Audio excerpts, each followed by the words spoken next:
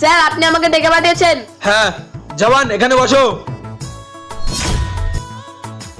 হ্যাঁ স্যার বলুন। বাপ্পা আমাদের বর্ডারে যখন তখন যেই সে রূপে আতঙ্কবাদী চলে আসতে পারে, তুমি একটু খেয়াল রাখবে, ঠিক আছে? ঠিক আছে স্যার। চলো। সবার পাসওয়ার্ড মনে আছে তো? পাসওয়ার্ড না বললে কিন্তু বর্ডারের ভিতরে ঢুকতে দেবো না। হ্যাঁ স্যার আমার পাসওয়ার্ড মনে আছে। আরে পাসওয়ার্ড কি? পাসওয়ার্ড তো আমি জানি না, এক কাজ করি ওর কাছ থেকে জেনে নি। আরে ভাই পাসওয়ার্ডটা কি? পাসওয়ার্ডটা আমি ভুলে গেছি, পাসওয়ার্ডটা একটু বলো। আরে স্যার তো ঠিকই বলেছিল, এক কাজ করি ওকে ভুল পাসওয়ার্ড বলে দিই, 90805। আসো। পাসওয়ার্ড। 5080। ঠিক আছে যাও। আসো। পাসওয়ার্ড। 90805। আরে একদিকে ভুল পাসওয়ার্ড আর একদিকে এত তারা, কিছু তো গন্ডগোল আছেই।